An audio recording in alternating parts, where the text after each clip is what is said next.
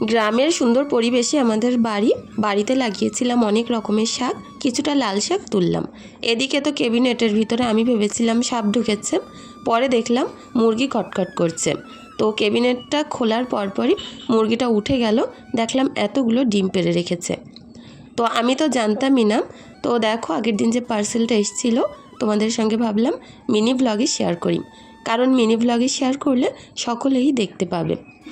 আর তারপর একটা hair mask, আর এই একটা সবথেকে দারুণ জিনিস ছিল, এটার ভিতরে পুরো এনওয়াইবির মেকআপের কম্বো প্যাক ছিল। অ্যালপস গুডনেসের একটা হেয়ার মাস্ক, এখানে পন্ডস একটা ক্রিম আছে, তো যাই হোক ময়শ্চারাইজার। আর এই দেখো এই যে হেয়ার মাস্কটা এত দারুণ, যেটা চুলে লাগালে চুল পুরো মসৃণ হয়ে যাবে। আর দেখো পুরো মেকআপের সেটটা আমি খুলে দেখাই। এর মধ্যে আছে একটা lipstick, compact, primer, baby cream, mascara, তার সঙ্গে মেকআপ সেটিং স্প্রে। আর লিপস্টিকটা তো প্রচণ্ড দারুণ কালার।